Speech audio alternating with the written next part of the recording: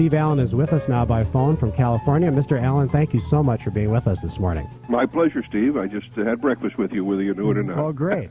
And you can feel free to continue to have breakfast with us. That's Steve Allen has a number of projects out right now. He has a couple of different books that have come out this past year. The one we're going to talk about this morning is called But Seriously, and it is a compilation of a number of writings that he's done over the years. And then he also has some great new CDs out, some of them taken from some of his old records that he did, some clips from his TV shows. One is called Steve Allen on the Air. I love that one because, Mr. Allen, I'm a college professor and I teach the history of television. Oh, good for you. It has some really great bits that I hadn't heard before. I teach a talk show class, and so you are part of that class. We go back and watch some of the original clips from some of the specials that I've taped on The Tonight Show. I'll be darned. And see your first show. But a lot of this material on the CD I hadn't actually heard before. Was this something that you had always wanted to put together? No, it never really occurred to me. The record company, Boris Saraband, came to me a year or so ago, and fortunately the fellow that is in charge was a fan, so I didn't have to sell myself to him. He had the idea to release some of these tracks. So are you the kind of person that doesn't dwell on the past? No, I probably dwell on it, depending on what you mean by the term the past, more than most people. I'm an amateur historian, and I think it's very important that we keep very clear records, to the extent that the human mind can, about our own past and about our cultural and historic past. But I mean, in terms of your own past, you said you never really thought about putting out your material from back in the 50s. Well, I work 7 days a week, and I'm so concentrated on the present, and of course with climbing hooks into the future, that in that sense, I don't spend a lot of time wondering what might have been about my own experience. But tell us about your week. What do you do during the week? I, oddly enough, don't have a real schedule because I'm active in a dozen or so professions. Jane and I just got back from Hilton Head, South Carolina, where I did a comedy concert there on New Year's Eve. And we occasionally go out and play love letters. The book you're kind enough to refer to is my 48th book, and I have a few new manuscripts I'm working on. So it's a different schedule every day, and consequently not a schedule in the ordinary sense of the term at all. Are you doing music? Do you continue to write music? More than ever, yes. In fact, I just was at the piano a little earlier before I came in here to accept your call, and I wrote about 12 melodies. Sometimes it flows that easily. Now, is this music that's going to be published? Will something be done with this? Yes, although in the statistical sense, you raise a very good question, because I've written, I think they told me at the office, we're up past 6,300 songs now. Wow. And the great bulk of that possibly never will be published, but there's no way I can stop the flow of it anyway. And, of course, a great deal of it has been published and recorded. It doesn't really mean that much to write a song unless it somehow gets into the marketplace. Yeah. So a lot of my material has that good luck. So why do you feel the need to continue to do that? I'm sorry, I was clearing my throat. I didn't hear you. Why do you feel the need to continue to write music? I don't. I just write it. It just happens. Yeah. It's like asking a painter, why do you paint? Okay. I guess he would say, because I'm a pretty good painter, and I can sell my paintings, or whatever other motivations he might have. You mentioned that this is your 48th book called But Seriously, Steve Allen Speaks His Mind. It is a compilation of some of your writings from the past. And as I talk to people about Steve Allen, we, of course, from your past think of you in comedy terms. But now, more recently, we all pretty much are aware of the fact that you write about very serious topics. And the question would be why? Well, it's the same question as applied to the music. I didn't ever decide when I was, whatever the points of decision in our childhood or teenage years, what I would do for a living. It all just happened. To the extent that I did have a conscious intention, I was aiming at a career in journalism. I found myself able to write at the age of 7 or 8 or 9. I guess some kids are better at writing little poems and essays and short stories than others, and I was one of those lucky ones. So it seemed like a rather, by yet I mean journalism seemed like a rather glamorous and exciting profession. So I attended Drake University in my freshman year in Des Moines on a freshman scholarship, a journalism scholarship, I should say. But it was only a one-year scholarship, and after it ran out, then I went back to Arizona, from which I'd entered. And at Drake, oddly enough, I got sidetracked into radio, and that seemed even easier work than journalism, so I've never looked back from that point. So did you really start your broadcasting career here in Des Moines? Yes, I think that's safe to say. I didn't have regular employment there because I was going to college, but the college was well hooked up with the local radio stations, WHO and the other local stations of that day. So they were kind enough to encourage the radio department and give the students little opportunities to actually get on the radio from time to time. So that was how it all started. And then the following year, I went out to Arizona State, to what's now Arizona State University, famous now for football. Yeah. But all I can say is I bet you Drake wishes they would have kept you on a few more years with scholarships. Well, I had really one of the greatest years of my life at Drake. I don't know whether I would have felt the same happy feelings if I'd gone to any other college, but everything I was able to do, they encouraged me and permitted me to do. I was writing humor features for the school newspaper and sports and an occasional editorial comment, playing piano in the school dance orchestras, that sort of thing, and acting in the school drama activities. So it was a delightful experience. And after the top of the hour, we're going to talk with you more about your memories of Des Moines. We are going to open up to callers as well. And Nancy, you're on the line with our guest, Steve Allen. Go ahead, Nancy. Oh, I'm really thrilled to have an opportunity to tell Steve Allen how much I've always loved and admired him and Jane. Well, very kind of you. Thank you. You're very multi-talented. I've listened to audio tapes of your mysteries, and I've just always admired you. Well, very sweet of you. Nice to talk with you. Thank you, Nancy, for calling in. Bye-bye. The book we're talking about today is called But Seriously. And do people take you seriously now, Mr. Allen? I haven't the slightest idea. Of all the books I've written, you'd have to ask the people that.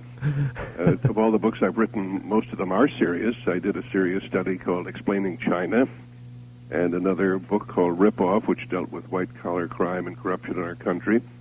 One on the farm labor problem some years back called The Ground is Our Table. So I guess people who read they wouldn't read the books if they weren't interested in. And some of the writings about the farm labor problem were a little older. What do you surmise the current situation being? This is a big farm economy here in the Des Moines area. They'd be interested in your thoughts on that. Well, the problem that I referred to was the mistreatment of the itinerant farm workers, chiefly in the Southwest. Right. So it was more the formation by the heroic Cesar Chavez of the United Farm Workers Union. It was the general focus of my concern. But like all social problems, the day never comes when everybody can say, well, we've worked that one out. They all go on down through the ages, and each society, and for that matter, each citizen, must assume responsibility for informing himself and then trying to help to bring about social justice. So do you see that problem has improved? It has improved somewhat, yes. But again, it's like bailing a boat out. You can throw out a lot of water, but as long as other water keeps coming in, you can never reach the day, whether you're talking about the achievement of moral perfection or peace in our time or whatever idealistic situation you can point to. The final victory never comes. Individual wars end, but all too often some other war starts 800 miles away and 12 years down the line. See, that's where I wondered as I read your book, did you ever get a sense of satisfaction? Because much of what you write about is idealism. I'm not sure I understand. In fact, I know I don't understand the question. For example, with let's just say war, okay? You're very anti-nuclear war. And so is 99% of the people on Earth, but yes, I am. Would you ever get a sense of satisfaction, or are we just always going to have to live with that? Again, I'm having a little trouble getting the question in focus. We will always have to live with the threat of nuclear weapons. Yeah, that's what I'm asking, yeah. I see. Simply because even though you could bring all the nuclear powers to sign, and in sincerity, sign a contract agreeing to do away with them, unfortunately, they don't represent everybody on Earth, so there would always be the chance that terrorists could acquire weapons or the knowledge as to how to create them. But you think it's important that you continue to push for disarmament and doing away with them? Yes, that seems to be the world consensus, yes. Yeah. I have no unusual or radical or unique solutions. any more than I do to any other problem, nor does anybody else, for that matter. Our guest is Steve Allen, the creator of the original Tonight Show, author of 48 books, and his latest is called But Seriously. And, of course, Steve Allen spent a year of his life in Des Moines. He told us that he was a freshman journalism major at Drake University. And do you remember that year, Mr. Allen? Is that something that you recall well? With great clarity, yes. And what do you remember about Des Moines? Or do you remember the city at all, or a hangout, or did you live on campus? Yes, I lived on campus. I remember it as well as one can remember a community in which one spent a full year, which is, as I say, with great clarity and great pleasure as I look back. We know that there are a lot of people around here who remember you. Chris is on the line, and Chris had a question for you about Drake. Hi, Chris. Hi, how are you doing? Great. My mother attended Drake during the period of time that you were there, Mr. Allen, and she tells a story about a grand piano that disappeared from a concert hall and appeared in a very small studio area, and had something to do with a radio broadcast you were doing and evidently playing piano at. Do you remember anything about that? I remember zero about that. I don't even know what we're talking about. Well, I had heard that you pulled pranks when you were at Drake. Yes, I've heard that too, but the reports have no relation to truth. Reality. The one I've heard mostly, in fact, I never even knew that it was a school legend or rumor. I did, I don't know, maybe 15, 20 years back, I was at the school and did a comedy concert there and had a lot of fun. Yeah. And since I don't have a standard act, but I answer actual questions from the audience, I suddenly noticed that about 19 of the questions from 19 different people were all the same question. And they all said, tell us about that great time that you took a cow up to the top of the bell tower, or various versions of that. And they were quite disappointed when I told them I had no idea what they were talking about. I wouldn't know how to induce a cow to move 1 foot, much less to the top of a bell tower. So Chrissy says it didn't happen. Well, okay, I'll just have to let her know that was probably urban fiction. Okay, thanks a lot, Chris. Of course, maybe that came, Mr. Allen, because you started to get a reputation on television for being kind of a prank puller or doing funny little routines. It's quite likely, yes, a very reasonable assumption. There may have been somebody who actually did that, 30 years earlier, right. Although it sounds a little doubtful, given the difficulty of moving cows, especially up staircases. That's right. Donna, you're on the line with Steve Allen. Go ahead, Donna. Yes, I've never written a fan letter or called anyone, but I had to take this opportunity to talk to Steve. I just want to tell him what a big fan I've always been of his and his wife. You. Very kind. And the Benny Goodman story is played at my house about as much as Sound of Music. So wow. Two of my very favorites. Well, thank you. So I just had to tell you that, and that wish we could see and hear you more. Great. I appreciate it. Well, thank you. Thanks Bye-bye. so much, Donna, for calling in. Mr. Allen, let's get talking about your book, But Seriously, and some of the topics that are covered in here, very serious. What are some of the highlights you'd like listeners to know about? Well, it would be for others to describe them as highlights, but I can easily tell which particular features in the book have been most often reacted to. There's an article about Madonna, the entertainer who calls herself Madonna. It was originally published in the academic Journal of Creative Behavior, which comes out of Bowling Green University, as you may know. And I expressed my opinion in the article that the woman is literally a danger to our society. I make no comments about her singing or dancing or acting. I understand she does a very effective performance in the new movie Evita, and that's none of my business. I wish her good health. She doesn't need my good wishes anyway. She's a superstar and makes many millions of dollars a year. But you might say, oh, well, then why is she a danger? So I'll tell you. She happens to be the #1 role model for little American girls from the ages of about 10 to 17 or so. And given what we know about her life, that is a very scary fact.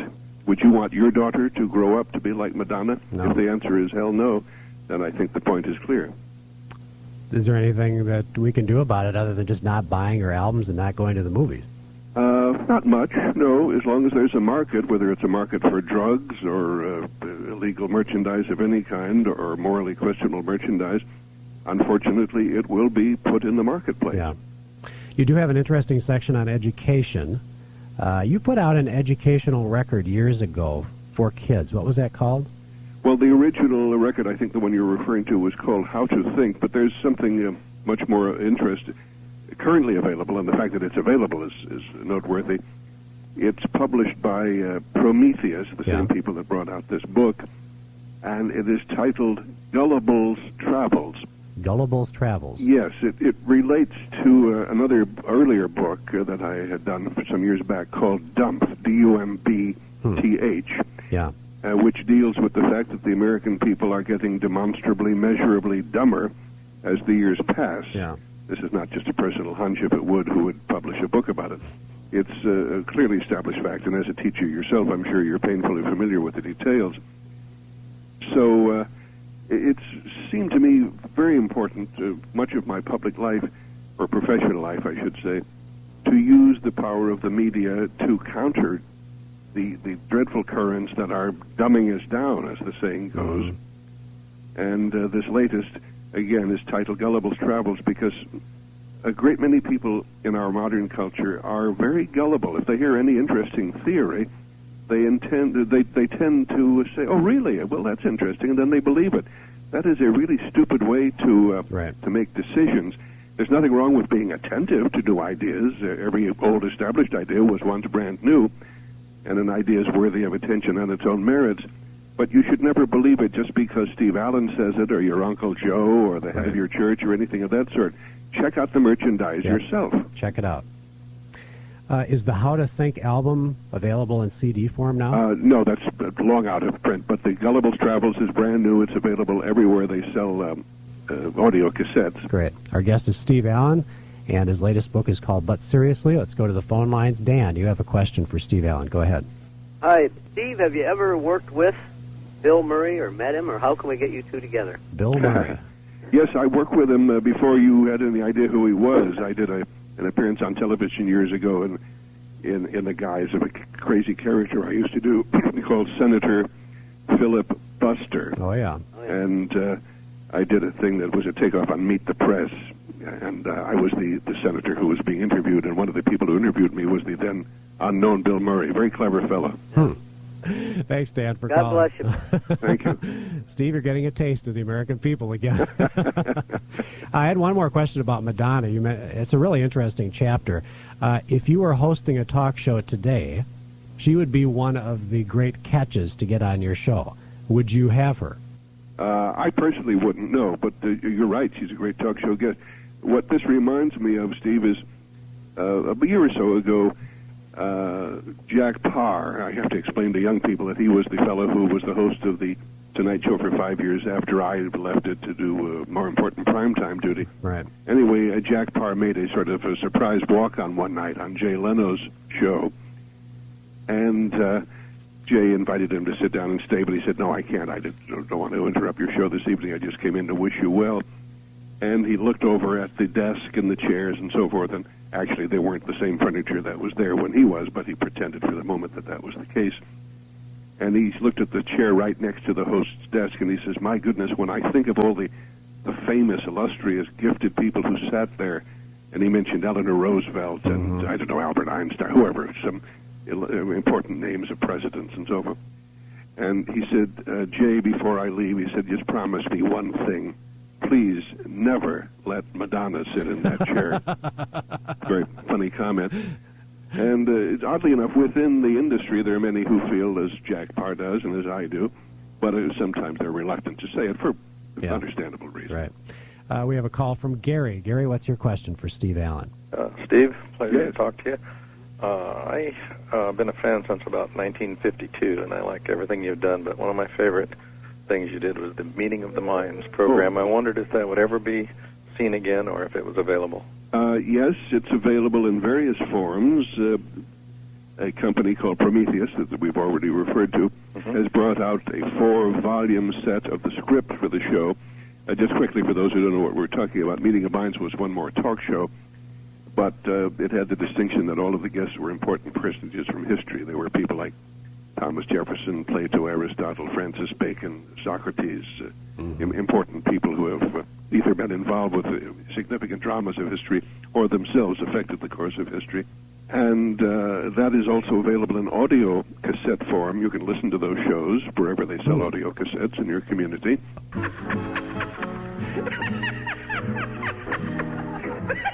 He has one of the greatest laughs in the history of television. Steve Allen is our guest today. Steve Allen, the author of But Seriously, Steve Allen Speaks His Mind. Do you get comments about your laughter, Mr. Allen? Oh, yes. Some other comedians sometimes do an impression of my laugh. It's infectious. What you're playing there is one of the tracks from a new comedy CD that the Maurice Sarabande people have brought out. Right, it's called Steve Allen Plays Hi-Fi Music for Influentials. No, that's the other one. This is one. Steve Allen on the Air, the classic comedy of Steve Allen. Mm-hmm. And they're great. I sat and listened to them. You mentioned Meeting of the Minds, and not only was that a great show, that was a great idea for a show. Thank you. I mean, that's one of the great concepts I've ever seen in television history, having people from different generations coming together and discussing serious topics. But in your book, your latest book, But Seriously, you mentioned that one of the reasons you do this is because you're trying to encourage people to be exposed to instruction by those who differ from us. Many of us tend to stay in our own little groups with our own little opinions and never expose ourselves to others' ideas. And one of the things you try to do is encourage that, right? Absolutely. In the book Dumped, I dealt, I should say, with that question at far greater length. But you never will really be properly educated if you are not exposed to ideas that conflict with some you already hold.